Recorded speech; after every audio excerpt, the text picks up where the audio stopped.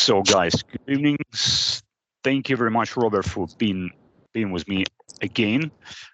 We again and on air with Robert W. Sullivan IV, antiquarian, Freemason, researcher of the occult, and author of the book Cinema Symbolism 1, 2, 3, and 4. 4 soon. Soon, yeah, that's what I mean. So we agreed to shine a little bit light on the topic of the Rosicrucianism and occult codes in Shakespeare works, and who might be the real author of the Shakespearean sonnets, and why does it matter? Not only within the academic society, because obviously the academicians would like to theoretically establish the true authorship of the Shakespearean works, but it's also has a bearing on the research of the occult and let's say the influence of the Francis Bacon and the other Rosicrucians of the 17th or late 15th century on our world today. So that's why we would like to elaborate on this topic. I made a presentation in Moscow about the possible authorship of Francis Bacon, which we've been rumored for centuries, by the way. But I presented the cryptographic evidence, and I would like you to share your views on this issue as well, because you might have encountered things which I overlooked in the works of Shakespeare and Francis Bacon as well. So, please, Robert. Yeah, absolutely. Thank you, Dean, for having me back on. It's my pleasure to be here. I think this is the third time that I've been on. Yeah, I mean, Shakespeare and the occult and Francis Bacon. I mean, this certainly ties into a lot of what I write about and what I talk about. Certainly with Shakespeare, I mean, you were definitely dealing with like sort of the pop culture war only, you know, in Elizabethan times in Jacobean England. There's a lot going on, and not all the plays, but in a lot of the Shakespeare plays, I mean, there is definitely an encoding of the occult, mysticism, real life people being placed in the plays under other names. I guess probably the most obvious is John Dee is, of course, Prospero in The Tempest. That's the most obvious one. The Rosicrucian prototype philosopher Giordano Bruno turns up in Love's Labour's Lost as Barone. I believe there's a part in that where he actually quotes Bruno's work, The Expulsion of the Triumphal Beast. I'd have to go look that up. But Barone in Love Labour's Lost is clearly Giordano Bruno. If you remember in that play, Bruno chases after the dark-skinned Rosaline, and that is she's dark-skinned. That comes from the world of Albrecht Dürer. It has to do with the planet Saturn, where he said Saturn, the Saturnian has dark skin, and of course this was what Bruno was into. Any student of the occult was considered a Saturnian back then, a melancholic. This comes out of the world of Marcello Ficino and Robert, hold on a second. Robert, hold on a second. You've been lost for about a minute. Can you please repeat it? Because the signal went out. Okay. You know, it's funny. I'll start over. It's funny. You can edit it out. It's funny because a lot of times when I do these shows, I can't tell you how many times the signal drops, and it just makes you wonder, you know, if there's someone playing around or whatever. Yeah. Yeah. I mean, it happens more than once. It's surprising. No, what I'll start the whole thing over. What I was saying was in the Shakespeare plays, you definitely have an encoding of the you know, mysticism, the occult. This is well documented now in 2022. Some of this is obviously, you know, more clear cut than others. For example, as I was saying, John Dee, Queen Elizabeth's court astrologer, turns up as Prince Prospero in The Tempest. The philosopher, the mystic Giordano Bruno, who's a proto-Rosicrucian thinker, he turns up in Love's Labour's Lost as Barone. And as I was saying, I believe there's part of that. I believe in part of the play, Barone actually quotes Bruno's part of Expulsion of the Triumphal Beast. I'd have to go look that up, but I'm pretty sure he does. And what I was saying was, if you recall that play, Bruno was chasing after a dark-skinned woman. Her name is Rosaline. And the idea of dark skin comes from Albrecht Dürer, who was a mystical engraver, and he presented the Saturnian thinker, the Saturnian melancholic, as dark-skinned, and this was something that Bruno is often considered a deep philosopher, a Saturnian, a melancholic. This comes out of the world of Pico della Mandarola, Marsilio Ficino, and this turns up in the Elizabethan court as sort of a cult of chastity that you find pervasive in the Elizabethan court. So we have Bruno and Dee right then and there in two of Shakespeare's plays.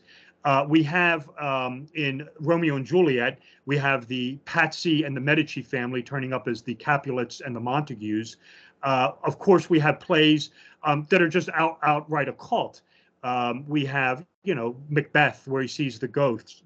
Hamlet, with Gnosticism, the false reality created by the demiurgic Uncle Claudius. We have the one with Midsummer Night, with all the fairies and goblins and things like that. I think perhaps the most interesting of the Shakespeare ones, and this is clearly written in a reaction to Christopher Marlowe, who is another very famous English playwright. Marlowe's plays are very anti-Elizabethan. You have Faustus, which is an attack on John Dee. I can get into more of the Marlowe stuff in a minute. The Marlowe plays are an attack on the Elizabethan court. You have, like I said, Faustus, which is an attack on John Dee. You have Tamburlaine, which is an attack on Queen Elizabeth herself. And then you have the Jew of Malta, which is an attack on Rodrigo Lopez, who is a Portuguese Marano, who was Queen Elizabeth's physician. In response to this, Shakespeare comes out with the Merchant of Venice, which is essentially a fusion of Hebrew Kabbalah, spelled with the letter K, with Christian Kabbalah, spelled with the letter C. The Merchant of Venice is a complete reaction to Marlowe's The Jew of Malta. And in it, if you recall, and this is very cleverly concealed, the Christian princess, Portia, has the three suitors.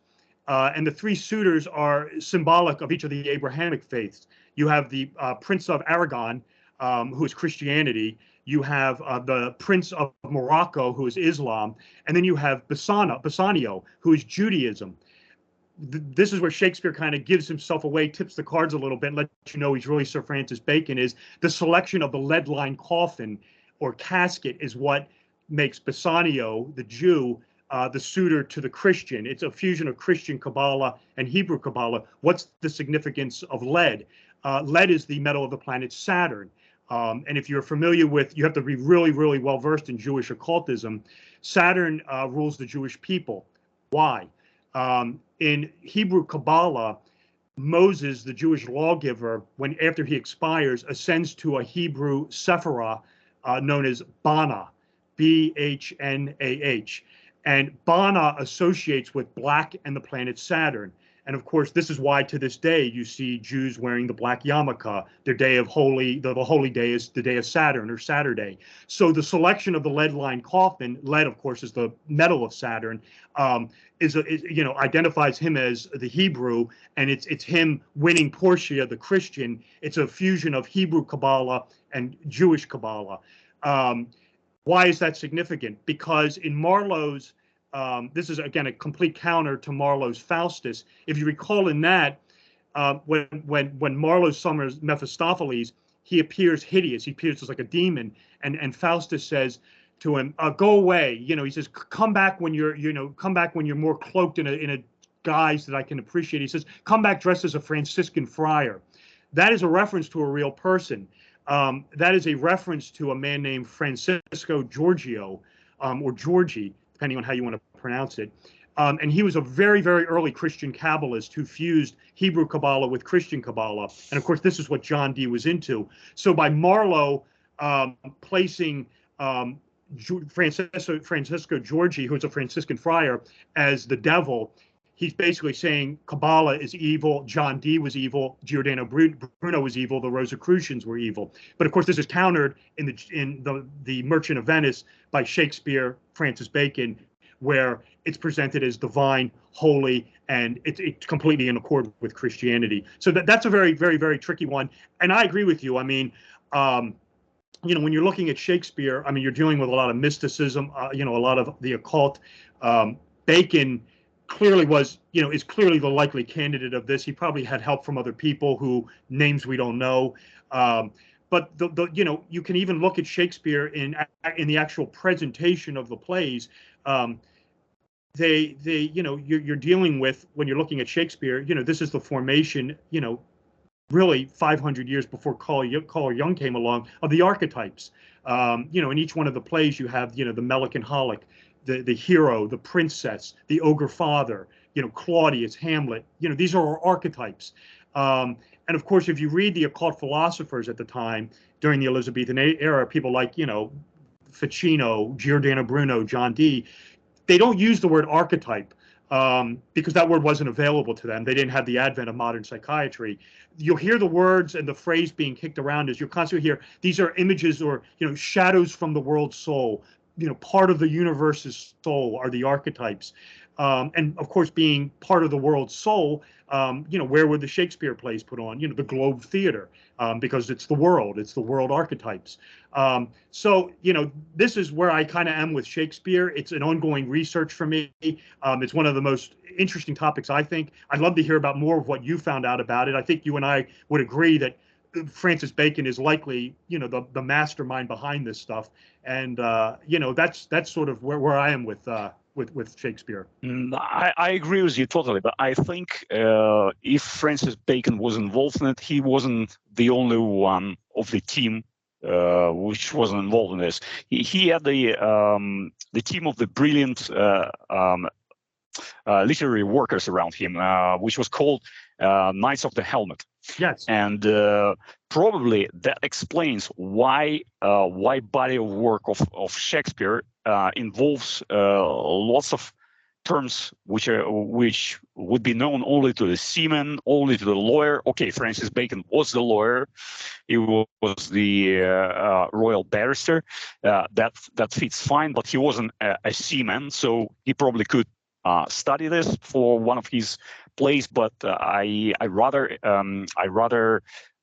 think that it was someone else who helped him with the right terms, right type of commands which should be issued on a deck of the ship in the case of some kind of emergency situation and like that. And of course, Francis Bacon and his brother Anthony were well traveled, so they stayed within the French court, Spanish court, of course Venice, and many other Italian states. So I believe they also went to Denmark, though there's no documented material about the visit of Denmark. So we know that Prince of Hamlet is of course placed in a Danish court.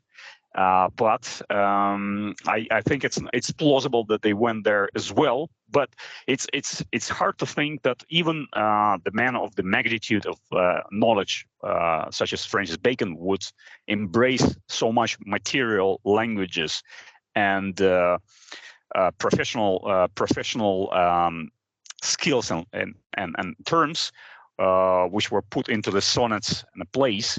So I think it was rather the entire team working along. So I believe definitely Anthony Bacon, the brother, was working with Sir Francis, because you just mentioned the Biron, Longueville, and what was and Dumaine, three guys. This is the three court officials at the Elizabethan court which assigned the passport of Anthony Bacon, which somehow appeared to be in Love Labor's Lost. So with a slight alteration of the name, I think Biron was spelled like on Anthony Bacon's passport, which is displayed right now in the British Museum, something like BEROWNE, and in the Love Labor's Lost, there was no E on the end, but it's a minor details, and so was Dumaine. So I believe it's impossible for the coincidence for the Shakespeare, whoever Shakespeare was, to put the three guys on the play together unless he didn't know these guys existed for real, on the signed passport of Anthony Bacon, which was signed, I believe, in 1587. So it is to me a very strong argument that both brothers put their hands at least on the law of labor's laws. Also, since you mentioned Marlowe, which was also one of the candidates along with the Shakespearean scholars, those who don't subscribe to the official theory about the Shakespeare authorship, they said that Christopher Marlowe is a likely candidate, but he died too young, right? So he died before the first folio was published. So it was minus 20 works of Shakespeare. So he couldn't have written at least 20 works. Maybe he'd written some, theoretically, but he couldn't have written all of them. And when the second folio came out, it was 1632, he was already dead. Over 40 years. Yeah, 40 years. And beside it was rumored that he was a homosexual. So is Bacon. There were rumors as well about this, but I think the masculinity and like a normal heterosexual masculinity permeates through the sonnets. Not all of them, but at least through the plays. So I believe if Francis Bacon was a queer himself, concealed one, it's possible that he wrote just a part of this plays, and the rest were written by the guys of his team with total different sexual orientation. But it's just a minor detail because it cannot be conclusive. I agree. The thing that Marlowe's plays run contradictory to Shakespeare's. Shakespeare's are always written as a reaction to Marlowe's. Marlowe is very anti-Elizabethan. Many historians have concluded, mainstream ones, that whether he was a paid agent of the Jesuits, he certainly is doing their bidding for them. All his plays are counter-Reformation themes, anti-Hermeticism, anti-Elizabethan, anti-Kabbalah. Any sort of mysticism, is Satanism. So the plays of Shakespeare kind of counter the plays of Marlowe. Marlowe, like you said, he dies very young. There's a lot of conspiracy about this. Many people have alleged that, the people who were behind his death was people like Bacon and John Dee. That John Dee saw Faustus and was like, to hell with this. Someone put a bullet through this guy's head. And Marlowe, I think, was like only 27. I believe it's 1593, 4 or something. He dies. I think he was murdered suspiciously in a barroom fight, I want to say. That's one of the versions. One of the versions was alleging this. Yeah. And it's always been, I've always heard that, that basically like a contract, the hit was put out by people like Dee or, Edmund Spencer that realized, hey, we can't have this guy, these guys' plays being put on, he's harming the English court, someone, he was done in by Elizabethan agents. I agree with you also, and you probably have heard this in your studies or, or in your travels, was with Bacon and the group that he was with, the Knights of the Helmet. The helmet refers to Minerva. And she is the god of invisibility, the goddess of invisibility. That's why it's cloaked. That's why it's of invisibility. Yeah, that's right. And of course, and this is of course where the name comes from. She carries the spear, and has the spear attacking ignorance. She's the spear shaker. Hence, Shakespeare is where the name comes from. And this is not the only Shakespeare which was attributed to Francis Bacon, because he received a special title from James I. He was made a Baron of Verulam, or Francis of Verulamium, right? So right. Verulamium was the old Roman settlement in England. But if you break the word Verulam, you get Verulam, which means the shaking the spear, because right. Veru Vero means a short javelin or short lance, right? And Right. a lamb is shaking. So basically, I believe he didn't even receive his title for nothing, because probably James I was in the conspiracy himself, because he probably wouldn't have created it just for nothing. So there are lots of arguments that there was a pretty vast conspiracy of the highest aristocracy, which couldn't reveal themselves in those times, because if you remember, the last witches were still executed and burned at stake, I believe, up to 1647 in England. So for the guys of the stature of Lord Chancellor Bacon, or of course for the king was probably exempt, but we know that some kings lost their heads as well. So they wouldn't have risked with everything doing blasphemous things under their own name. So of course they disguise the names, but I think the highest argument, a cryptographic one. So you know that Manly Hall in his secret teaching of all ages alleged that Francis Bacon redacted or edited a Bible of King James, which came out in 1611.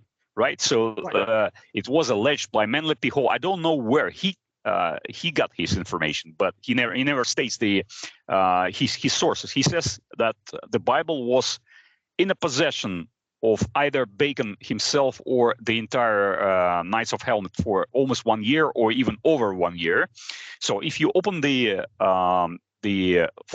facsimile edition, so complete copy of the original 1611 edition, which you can acquire now for like $1,000. You see that the most famous Psalm number 46, which is a central. It's basically central because it's 666 position from above the Bible, from above all the Psalms, and from the end. And if you take the Psalm 46 itself by itself on 46th position from above, you see shake, and you go down 111 words, and you get spear. And this spear is 40 on a 46th position from below. So basically, 46 words counting from the beginning of the Psalm 46. You see the shake, then spear. You go down 111 words. There's only one non-biblical, non-scriptural word, which is called Selah, which you can actually leave out, because otherwise you will end up with 112 words. But so it's 111, and so it's 40 on the 46th position from below. So I believe it's too much of the coincidence to be so numbered, so 666 on both sides, and of course Shakespeare on both sides. And beside, there was on a decoration to the Bible on the front, on one of the front pages, you see the two rabbits looking back to back on the other side of let's say on a different side of the pages. So in those times, the rabbits were called conies. So basically, you get two back-to-back conies. So which is also kind of an allusion to the Francis Bacon. And so you see the Francis Bacon in the ornament decoration around the first letter B, which starts the play Tempest. So there are lots of indications that Bacon actually was at least partially personally involved in the creation of works of Shakespeare. And I think one of the last very serious arguments is it's in his book Resuscitatio, which came out in 1672, or long after his death. He quoted his father, Sir Nicholas Bacon, which was a judge, right? So he quotes the history, the story which was told by his father to Francis, about the certain peasant named Hogg, which probably stole something or misbehaved somehow. So he was brought up against the court. The judge Sir Nicholas Bacon, and he said, Your Honor, we are one of the kind. You are Bacon, I am the hawk, right? Right. And he said, he quotes his father's joke. No, the bacon is the hawk is not the bacon until it's well hanged, because this guy was about to be hanged. So Right. how it could be coincidence? No. He quotes the story in the I think in the Windsor's, in the Merry Wives of Windsor's. Well, Merry Wives of Windsor's. The one also is, I mean, like, it's in The Winter's Tale.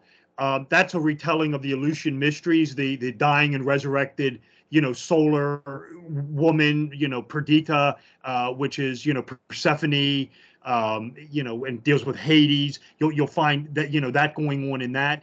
And of course, with Bacon, I mean, and this is also well known, and I'm sure you're aware of this, is of course in the New Atlantis, where you get, with the ambassador from Solomon House is the Rosicrucian, wears the white turban with the red cross. So, yeah, Bacon definitely drops hints all over the place, with this stuff. And I mean, I agree with you. I mean, in my opinion, it has to be almost Sir Francis Bacon, because I mean, if it's not him, then who else could it have been? I mean, I don't buy this argument that it's some actor, with this, at the time, I'm not putting down actors, but at the time, this person would have been, uneducated by today's standards. I mean, this person wouldn't have been well read. I mean, probably, never went to university or anything like that. I mean, when you're dealing with the works of Shakespeare, I mean, you're dealing with history, mythology, Egyptian mythology, Greco-Roman mythology, the occult, witches, goblins, fairies. You would have had, you would have had to have access to books that, could have explained this. I mean, and, you have John Dee's library right there, that Bacon could have accessed. To me, he's like the only likely candidate. But I do agree with you that it probably wasn't Bacon on his own. I'm sure he had help.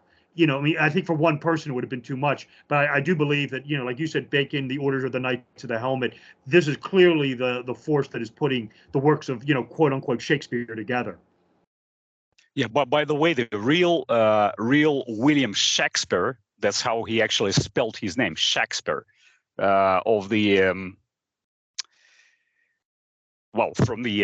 from the official theory, right? So he left no books. He left no single book. He left actually the will, and there was the actually six samples of his signature, which was actually shaky, indicating that the guy couldn't really write. So he probably been shown how to spell his name, and he spelled it Shakespeare, but it was, obviously that the guy was struggling to complete even his own signature. And he left no books. He left the mattress. He left the bed. He left the vase, and he left two uneducated illiterate daughters. So how could it be that the greatest literarian of the English literature left his own daughters without being able to read his father works? So it sounds totally unbelievable. No, I agree with you. I mean, the mainstream theory just doesn't tally. It doesn't add up. And I mean, when you look at those plays, and like you said, it's the greatest works of the English language. How could some English actor, which essentially is a tantamount to a 5th grade education, be producing this? I mean, like you said, where's this guy's library that you would clearly need to put these works together? I mean, it doesn't exist. Who had access to this at the time? That makes sense. I mean, it's that all fingers point to Sir Francis Bacon and the Order of the Knights of the Helmet. That is the only plausible explanation. Many, historians, they kind of flirt with this. They'll be talking about Shakespeare, and they'll say like, oh, it's clearly not this guy, this, actor from Stratford. It must have been Francis Bacon, but I don't want to talk about that. They kind of, sweep it under the carpet. I mean, when you start breaking down the plays and you see the occult symbolism, the people that are represented in it, John Dee, Giordano Bruno. I mean, it's clearly there is someone highly educated with a lot of worldly experience, with accessing a vast library. I mean, John Dee's library was the envy of Europe. I mean, everything was in that thing.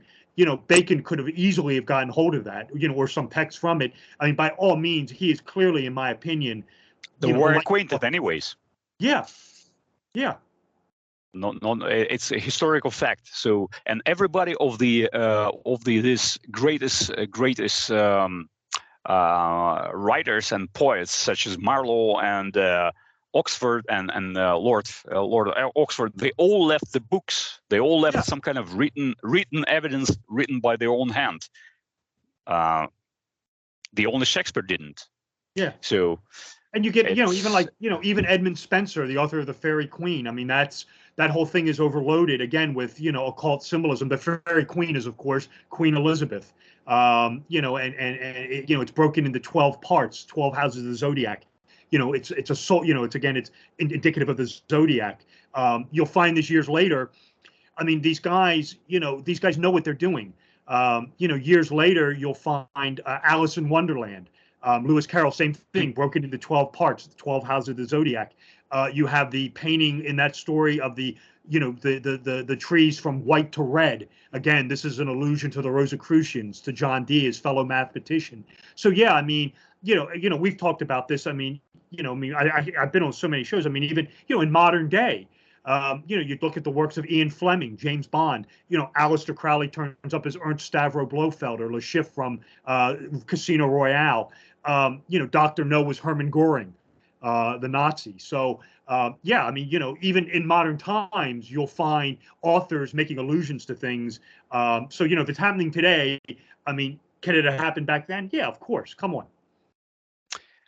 What is your opinion? How far-reaching was the influence of the Rosicrucians and Francis Bacon on the destiny of America? Because he probably was the person who designed current United States even before the appearance of the United States as the state. Right. Well, with Bacon, I mean, clearly you see with the New Atlantis, I mean, it's one of the more salient, utopian texts that clearly is influencing the United States. It's not the only one. The one by Tommaso Campanella, The City of the Sun, that is also highly relevant to the United States. Clearly, with the whole thing with the Rosicrucians is sort of this double-edged sword, because we don't know, to this day, we don't know a whole lot about them. Did they even exist? People in history, big names, went out looking for the Rosicrucians, Rene Descartes, Robert Flood, yet no one seems to be able to found these guys. They put out these tracts, the Rosicrucian manifestos. No one to this day, other than the alchemical wedding of Christian Rosenkreutz, which was put out by a guy named Johann Andre Valentin, no one knows the authorship of the other two. They are highly They are highly influenced by Giordano Bruno and John Dee. I mean, those are clearly the two prominent Rosicrucian thinkers, that kind of aren't Rosicrucian.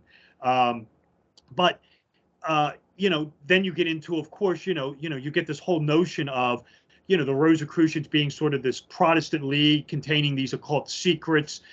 And when you look at it politically, you clearly see that this is a reaction to the Jesuits and the Counter-Reformation. That the whole thing with the Rosicrucians was sort of to create this sort of Protestant mystical league to stem the Jesuits, was sort of this Catholic mystical league, or cabal. Many historians consider the Rosicrucians, this failed effort, that it didn't really work. The political figures that were supposed to be spearheading this kind of failed. The Winter King and Queen of Bohemia, the 30 Years' War did sort of basically did in the Rosicrucians. And of course, it turns up again years later as the Freemasons. This whole idea of this enlightened universal Protestant brotherhood that sort of runs parallel with the Jesuits, only it's not Roman Catholic, or not associated with the Jesuits, but Jesuit-like, turns up years later with the Freemasons. I mean, in my opinion, you can definitely see a Rosicrucian influence upon the Freemasons. And when you're dealing with the creation of the country, the United States, you are definitely talking about a heavy Masonic influence at that point in time, coming straight from the degrees, the philosophies of Freemasonry. So yeah, I mean, this is what I wrote my first book about. So yeah, I mean, absolutely, when you're dealing with the cultivation of the United States, I mean, I call it the world's first Masonic republic because, I mean, everything in this country, you know, in its founding from start to finish is pretty much Freemasonic. You know, and how much of that comes from Rosicrucianism is debatable. I mean, it's definitely an influence, but there's the one thing with Freemasonry is it paints with very broad strokes. I mean, it incorporates so much, you know, whether it be Judaism, Christianity, Islam, Kabbalah with the C, Christian Kabbalah, you know, Rosicrucianism, Gnosticism, alchemy. I mean, the mystery religions, so much of it, all of it is incorporated in modern day Freemasonry. And again, this all turns up in the founding of the United States. Okay, what do you think? Is there a connection between the current organization, which calls itself AMORC in California, San Diego, with the elusive Rosicrucians of 17th century, or is it totally made up structure with no roots whatsoever? Right. I mean, well, this is the problem with these groups like AMORC and things like that is they claim to be, you know, it has to do with legitimacy. They claim to be the descendants of historical Rosicrucianism, you know, but they just say that. They really can't prove that. You know, and again, if you look at the Rosicrucians just from a historical standpoint, I mean, I'm not talking about like the symbolism or anything like that. You can argue it both ways. I mean, did these guys even exist? I mean, you know, show me a Rosicrucian. I mean, you know, other than maybe one or two guys who sort of flirt with it. I mean, they're hard to find. And like I said, you get the guy, Valentin, who writes the Alchemical Wedding of Christian Rosicrucians. Clearly, when you look at those three manifestos, I mean, you will see the fingerprints of John Dee and Giordano Bruno all over them. You know, so are John Dee and Giordano Bruno Rosicrucians? They would have probably told you no, but clearly their philosophies, their occultism is being manifested in these Rosicrucian tracts. AMORC, you know, it's like today. I mean, if a group wants to call itself the Illuminati, I mean, does that make it so? Probably not. I mean, you know, the Weishaupt cabal, you know, is defunct. Now you can clearly see groups turning up. I mean, even in the United States that are clearly influenced by Weishaupt's cabal, such as like Skull and Bones, you know, and even the Royal Archmasons, you know, the sort of, you know, factions kind of working behind the government. But I mean, are they direct descendants? I mean, that's sort of almost, you know, an opinion more than it is a fact. The AMORC that you asked me about, I mean, they claim descent, but they just claim it. I mean, can they really prove it? I doubt it. I mean, there's nothing. Yeah. I mean, there's nothing wrong with it or anything like that. But it's debatable. I mean, there's no concrete answer to it. Is the problem?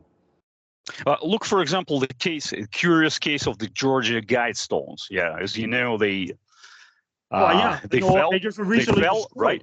Yeah. So RC Christian. So we have a combination of the Skull and Bones because it was open on 22nd of March. So definitely 322 of Skull and Bones, and lots of other associations. Even if you look from above, from the copter on the structure when it was still standing, it looks like a Skull and Bones and a Skull and Crossbones.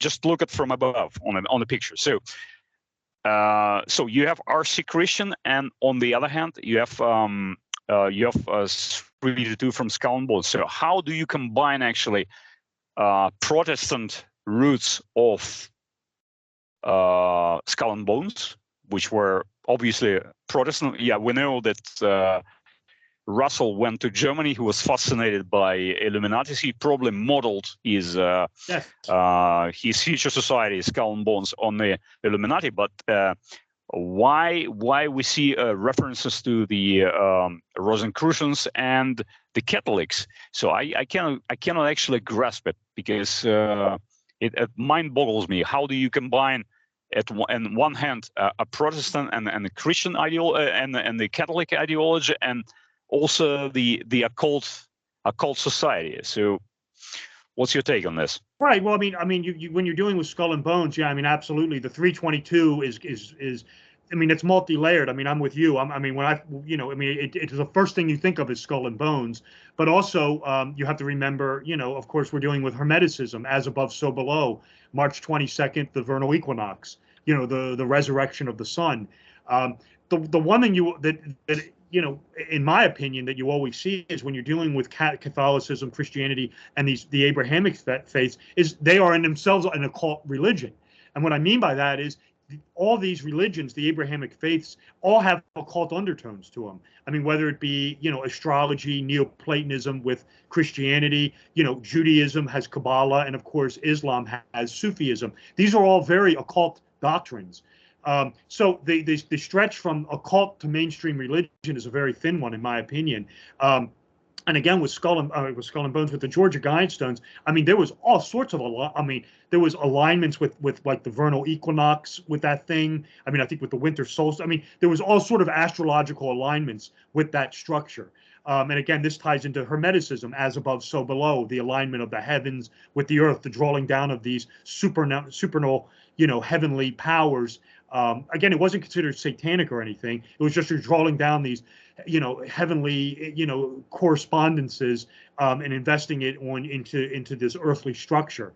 I mean, it was never meant to be diabolical. People think it is, but yeah, I mean, when you're dealing with Protestantism, Catholic, Christianity, Judaism, I mean, within these religions, there's always this occult undercurrents going on. So I don't think the nexus between those are too far off. I mean, a lot of, my experience with it is a lot of, what you call Orthodox Christians or Orthodox Jews. Maybe they don't like it, but it's there nonetheless. I mean, it's unavoidable.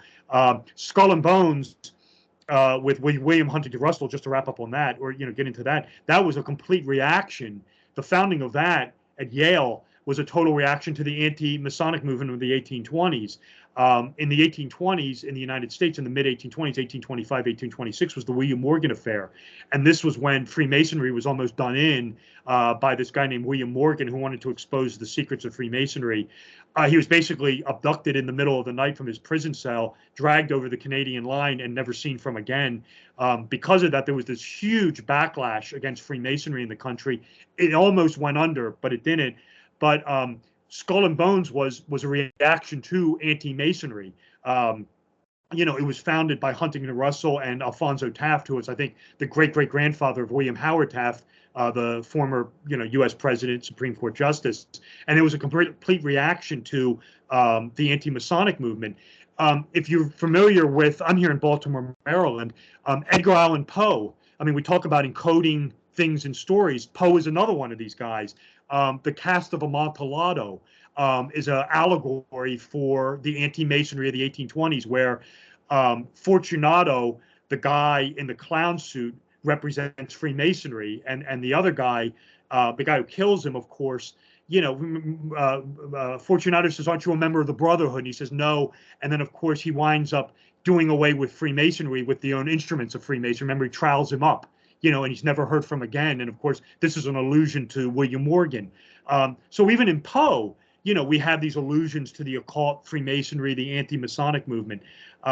So yeah, I mean, it's very interesting. And again, when you're dealing with this, it's like this give and take. It's like this pop culture war going on beneath the history of, beneath the surface of history, with the Freemasons, the Illuminati, anti-Masonry, Christopher Marlowe versus William Shakespeare. It's fascinating.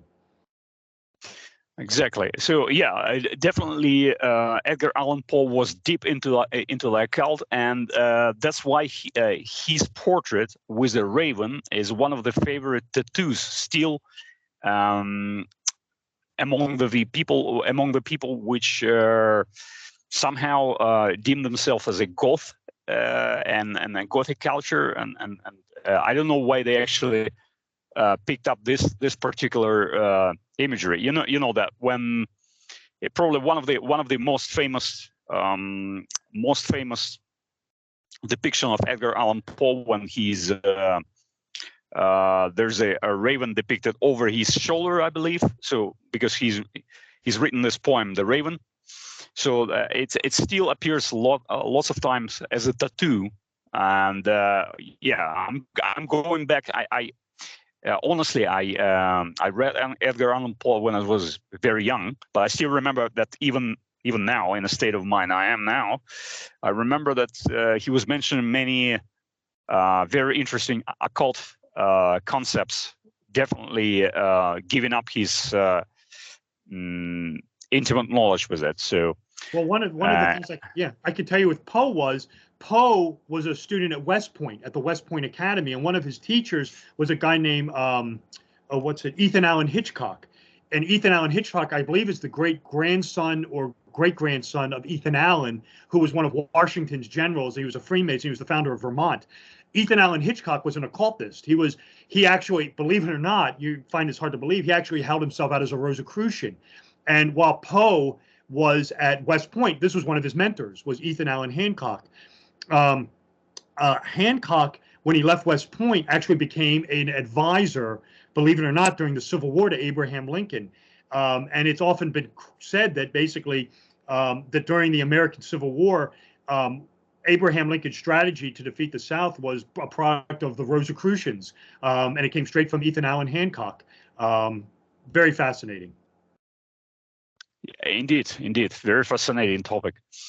And what do you think? Is there a Rosicrucian influence right now among the current political class in the United States, or is it completely extinct, or No, it has been hijacked? I believe it's been hijacked. I believe it's a remnant that hasn't gone away, and I would say it's more Freemasonic than it is Rosicrucian. And where it comes from a guy by the name of DeWitt Clinton, who started this. And when he started it, it started out as totally innocuous.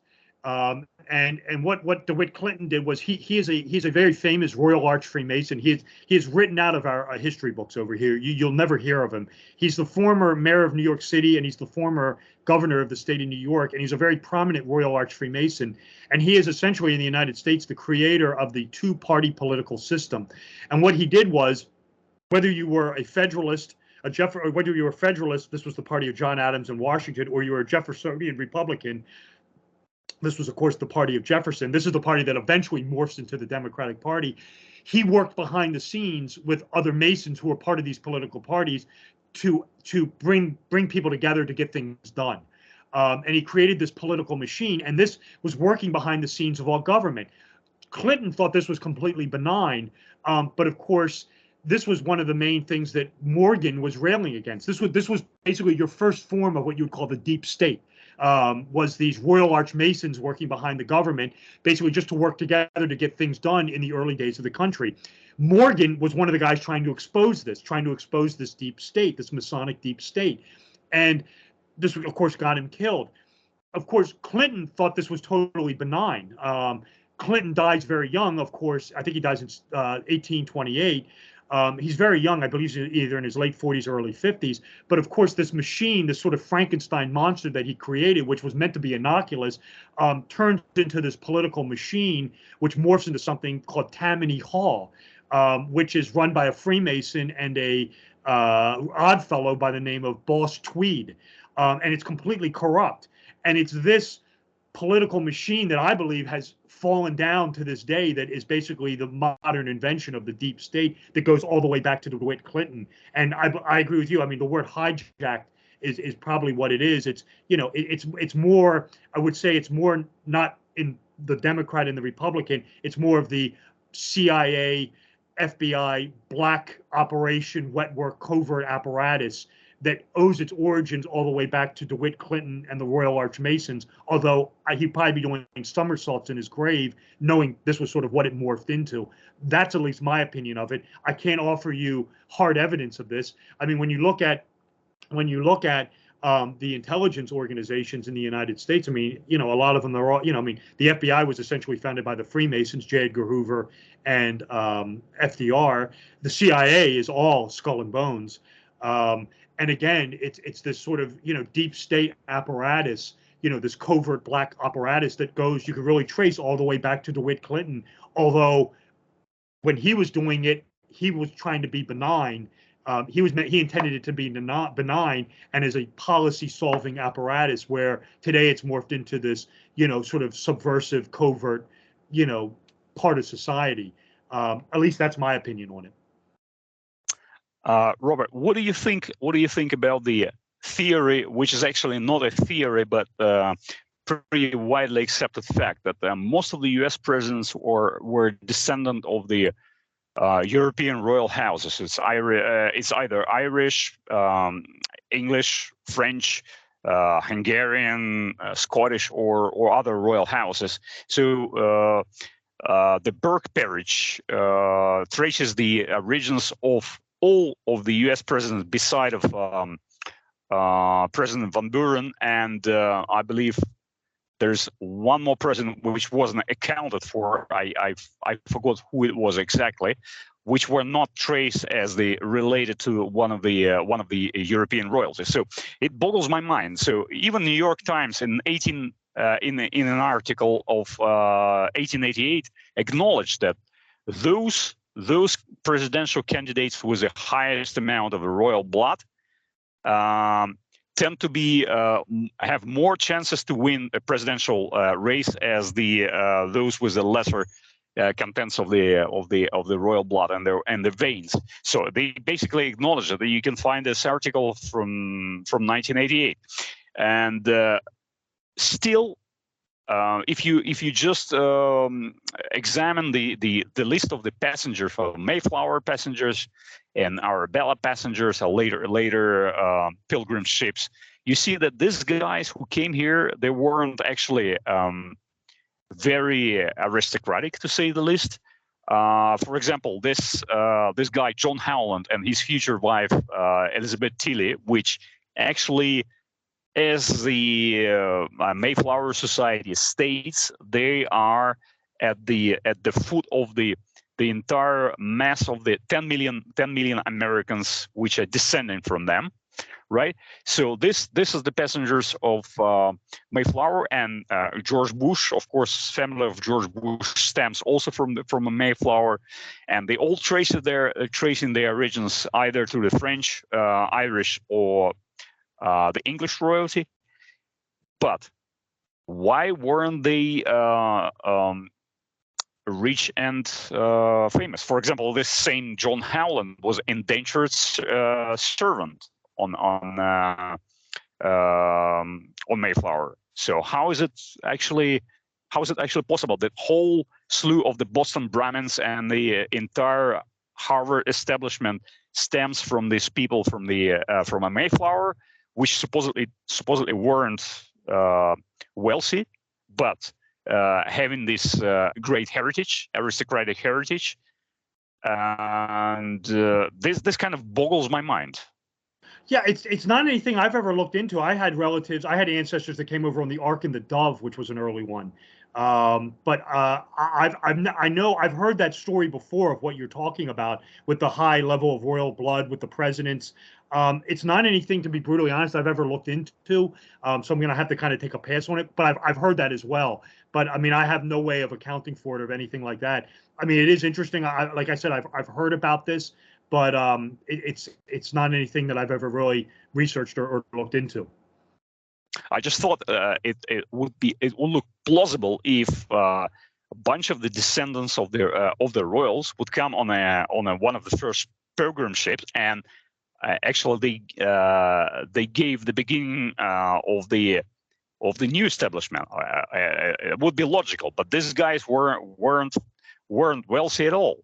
Yeah, so but how did they trace their origin? That's a big question.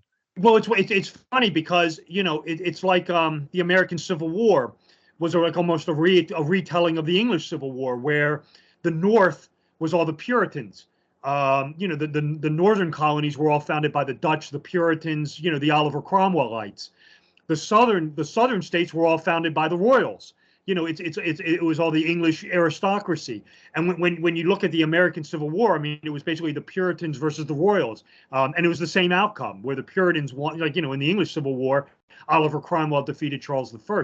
In the American Civil War, I mean, it was the same sort of thing. The Puritans of the North defeated the Royalists in the South. You know, I mean, it is weird to think of it like that, but I mean, that is true what happened. And like I said, I've heard that story for years about the bloodlines and going back, and I don't dispute it. But unfortunately, it's just one of those things I've just never gotten around to looking into. Yeah, it looks.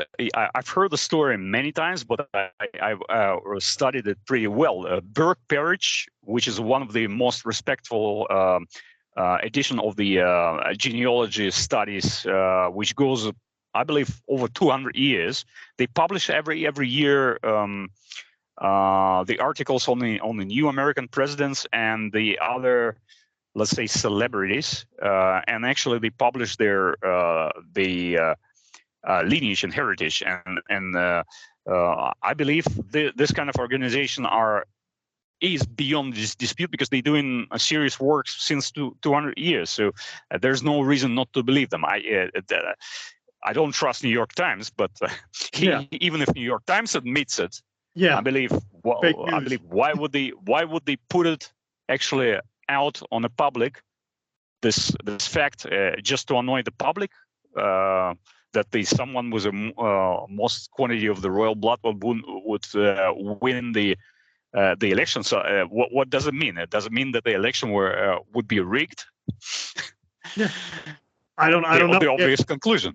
Yeah, it's strange, because the one thing I'll say is that I've looked into is with Donald Trump. Why is there just such this strong negative reaction to him? I mean, and if you look at him, what's Trump trying to do? I mean, he's trying to dismantle this deep state covert apparatus. What other president was trying to do the same thing? And I'm not comparing the two, but John F. Kennedy was trying to do the same thing. John F. Kennedy was, I mean, what was his famous line? I'm going to splinter the CIA into 1,000 pieces. And Trump was trying to do the same thing. What's strange about this is Kennedy, both John F. Kennedy and Trump are Gemini, and Gemini, Gemini is ruled by the planet Mercury. Exactly. And what's Mercury? Well, Mercury is the destroyer. I mean, this is what I talk about in my book. It's an archetype. Mercury is the destroying agent. It annihilates everything in its wake. And that's why you had this super strong negative reaction to people like John F. Kennedy, and Trump. It's their destroyers. I mean, whether they know it or not, they're a destroying agent. And that's why there is this. They're living, breathing archetypes, and they signify Mercury. Which, if you're familiar with any, if you have a baseline knowledge of alchemy, you know that Mercury is present. Quicksilver is present in all the alchemical processes, and what does it do? It breaks it down. It destroys. That's all it knows how to do. It's just a destroying agent, and that's what Donald Trump is, and that's what JFK was. And when you understand that, then you begin to understand why there's this massive reaction to them, quite negatively. Yeah, and by the way, the little town which was built by the Manhattan Project near the Trinity test site was called Mercury. So not for nothing, of course, because it was a site of destruction. So definitely, and absolutely, somehow those who were in control of the narrative put out the name of Pierre and Maria Curie, because if you just call Maria Curie very fast, you get Mercury. Mercury. And they and they invented the radium, so which has the atomic number of 88, the radium. And what is suspicious, the death of Pierre Curie. He was claimed to be crashed by the wheel of the cart wagon on the crossroads. But if you look, how looks the sign of the alchemical sign of the Mercury? This is exactly what it is. So it's a hat crashed by the wheel on a crossroads, because that's actually the sign of Mercury. So it looks to me that somehow put out the narrative for the death of Pierre Curie. I don't dispute he was probably prolific scientist, same as his wife, but somehow I find this kind of coincidences too suspicious. That he was crossing the just a normal pedestrian crosswalk on a I believe it was a Dauphin